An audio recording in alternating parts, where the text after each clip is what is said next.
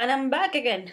Sorry for being so disconnected this Easter or this holiday break because I was working on my project and it was very consuming. Although I'm very happy with the result, there are still some things to polish a little bit, but I really like it. And well, once again, I bring you a special related to Shakespeare. Again, I'm butchering his name. I'm really sorry. Um, well, the other day we were discussing about the different kind of character, the differences between the villains and the heroes, and how they combined in the three plays I have read. So today I want to focus myself a little bit on the topics, on the themes that you can see in Hamlet, Romeo and Juliet, and Much Ado About Nothing. I know that I have discussed these topics in the previous videos. Basically, in the last video, I talked a little bit more than I wanted to about the love, but I think that we need to sit down and talk a little bit about themes that I have found.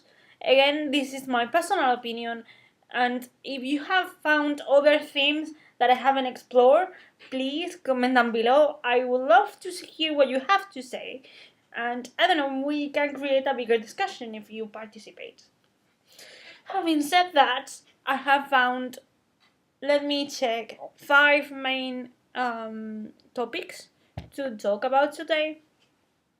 And in this case, we are going to start with the most obvious one, love. Well, I have to say that one of the things I like most about Shakespeare's plays is basically that he discusses humans. His characters, as I said in the previous video, are really complete, very rounded, with virtues and flaws, and they focus or they face a lot of emotions through the plays. And the most common is love. I think everybody has experienced love at some point, me included. And I like how Shakespeare explores love in the plays I have read. Basically, because you have three stages, as I said in the previous. Well, I talk about 2 stages of love in the previous video, but I have thinking about it. I have discovered that in the 3 plays you have different other kind of different love. We already discussed that because Romeo and Juliet are teenagers, they live or they feel very vividly everything that happens. So it's a little bit of instant love relationship, very strong, very romantic, that breaks all the barriers and basically it doesn't care about the rules or what is right or what is wrong, or they don't sit down, think and revise the plan. They just follow their instincts, and sometimes that helps, but some of the times, well, you know how they end. So I think it would be better if they actually communicate more and try to think a safer way of pursuing their goal, which is to be together. But again, you have this kind of instant love besides in Much Ado About Nothing, love is vital. You have all that happens there happens for love. So the confusion happens because of love, because nobody sit down and says, look, hero, I'm Decon Claudio and I fell in love with you. I prefer to ask my friend the prince to pretend to be me and to win you, to win your heart. And then I get confused, I get angry, and everything goes down the hill. Or if I, con Claudio, has seen hero kissing and being with another man, instead of sit down and say, look, what is going on? Basically, I just call you a very horrible thing in front of everybody in the day of our wedding. It's just communication, people. They don't communicate. Well, what I like most about Much Ado About Nothing and the relationships is that you have this instant love type, which is hero and Claudio's love story, which is good, but it's very unstable. And then you have Benedict and Beatrice relationship, which is more of an ongoing love story that comes from hate until ultimate love. But I like these two love story above everybody, about everything else. Sorry, basically because it's really funny because you sit down, read the play, and then you say, oh, Hero and Claudio are ended up together because they are similar, they are the same, and then you keep going, you read as a reader, you explore Beatrice and Benedict relationship, and you say, no, they are quite different, they cannot be together, look at how much they fight. But then throughout the whole story you realize that actually both are exactly the same.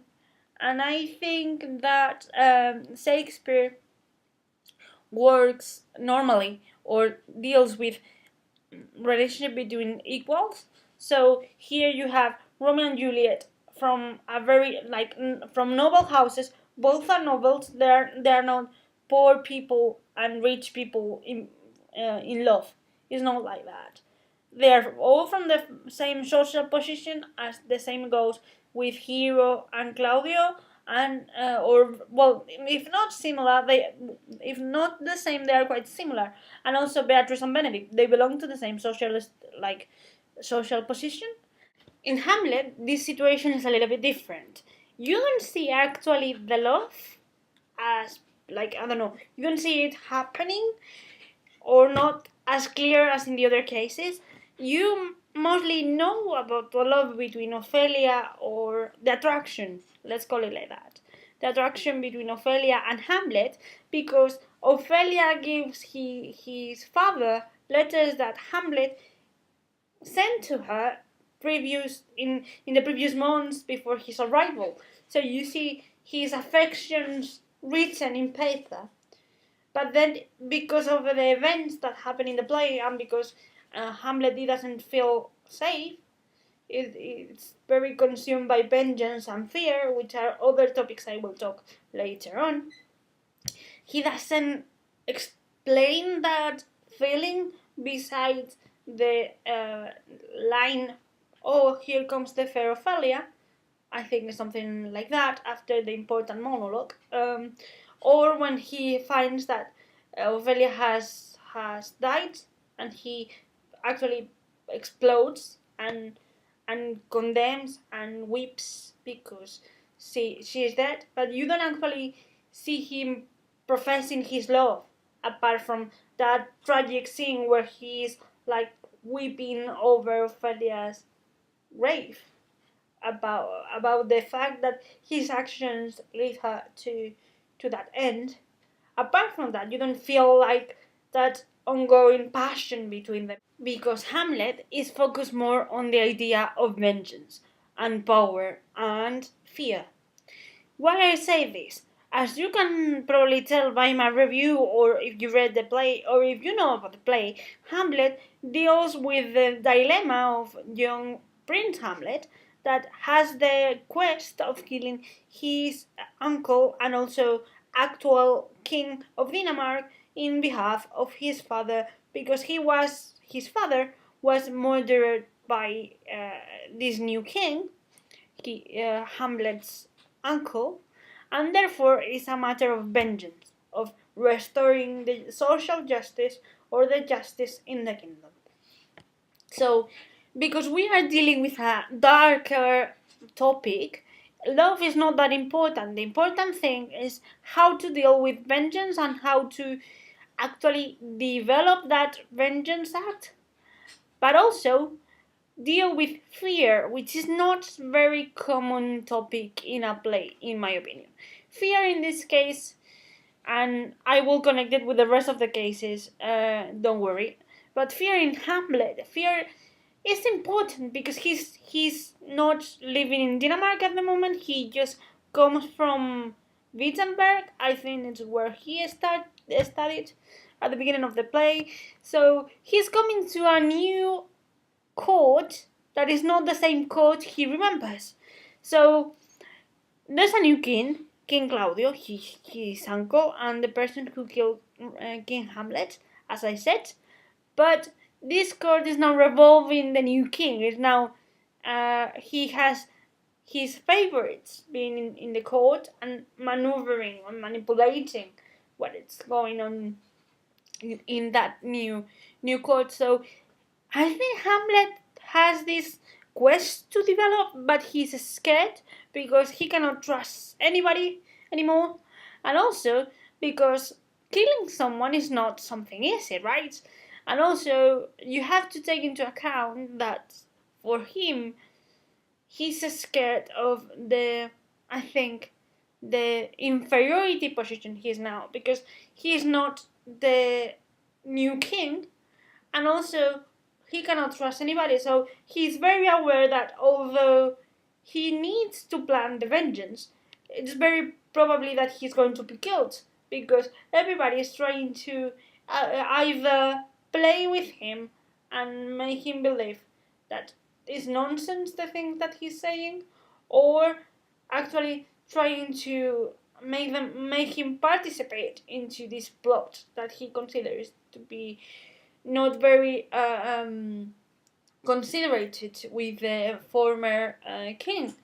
So I think he's very scared about killing someone, and also I think he's very aware of his vulnerability, and that's why I think he takes so much time in deciding what to do, because well, you don't want to kill a king in front of the whole court, or kill the king and have to run away to nowhere.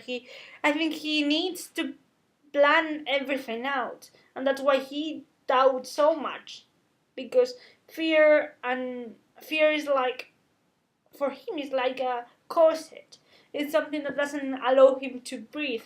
So he wants to develop everything, but because he doesn't have the complete instruction of a soldier, he has to deal with the idea of working this plot, this vengeance plot on his own, which affects, of course, the way of how I'm going to do it and how I'm going to escape and what are the consequences if I do so. So I think fear is very important in that play.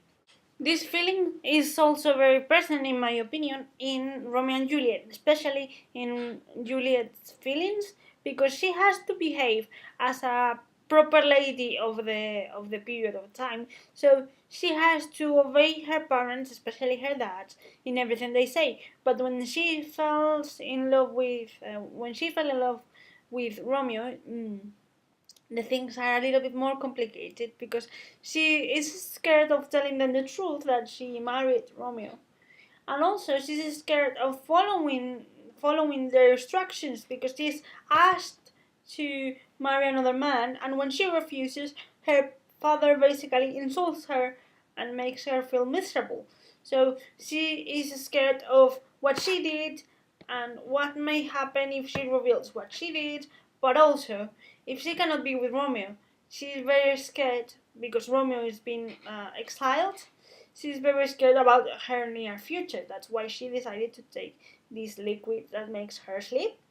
But then their fear becomes real when she wakes up and finds Romeo dead on the ground with her. So I think the second emotion I would say it's very important in Romeo and Juliet is actually fear. From fear, I want to talk about loss. Of course, in Hamlet, and the rest of the court has suffered the loss of the former king, King Hamlet. And in this case, loss is taken to the extreme of seeking vengeance to restore the peace, as I said before. But in Romeo and Juliet and Much Ado About Nothing, loss has also its meaning. In the first case, lost is important because even though we don't want the characters to die, the main characters to die, through their losses, through their deaths, we manage to get the happy resolution that we were looking for. And you will probably tell me, Clara, what happy resolution? We don't have a happy ending here. We have At the end of the story, the two families sit down, talk, and end their differences, even if it's only in the last scene, and even if they have to suffer the loss of two young people, two young teenagers. And yes, we need laws to get the happy ending, to end the confrontation, to end the madness that the adults created out of nowhere, like from years and years of conflicts that never got to a resolution. It's really important to have these two deaths in order to get the happy ending in a more in a broader sense. Also, we have Lost in Much Ado About Nothing, but in this case, Lost is a little bit more complicated. Lost here, I want to talk about losing, let me say, the virtue or the reputation of a woman. In this case, I'm talking about Hero. When Claudio, the king, the Prince Pedro, and his half brother John discover Hero kissing and having an affair with other man. Hero's reputation, although it's not Hero, it's one of her mates. Hero's reputation is actually thrown away out of the window. So in this case, Lost is more of a lost of the image that everybody had about Hero and that was publicly insulted in the wedding ceremony, and also that led her to fake her death in order to restore her public image, or her public image in front of everybody else. In this case, it also affects the rest of the cast because, for example, Beatrice asks her new lover, in this case Benedict, to kill Claudio in order to restore Hero's reputation, which is good. Only there's a tiny inconvenience that Claudio is the best friend of Benedict. So you see, everything is like a little bit mixed up from that moment on. So Lost also affects either the loss of the friendship, the loss of the lover in case of Hero and Claudio, or the loss of the love in case that Benedict refuses to kill Claudio. So everyone has to lose something from that moment onwards. Losing is not only a matter for Hero, but for the rest of the cast. And these are the topics I wanted to discuss in this video today. I hope you really like it. And please, if you know more things that I haven't covered because this video was already long enough, write down in the comments and let me see what you think. Or if I just, I don't know, have another point of view, just let's start a discussion. Let me see what you think, and let me enlighten me, teach me more things. I don't know, tell me what you think about the themes. If you have other things that I haven't explored and you want to share with me, remember that you can follow me on my social media that I will leave over there. You can also click like or click subscribe if you fancy. And of course, I will bring you the last video of Shakespeare discussions next week with the books that I want from Shakespeare on this moment onwards. Bye!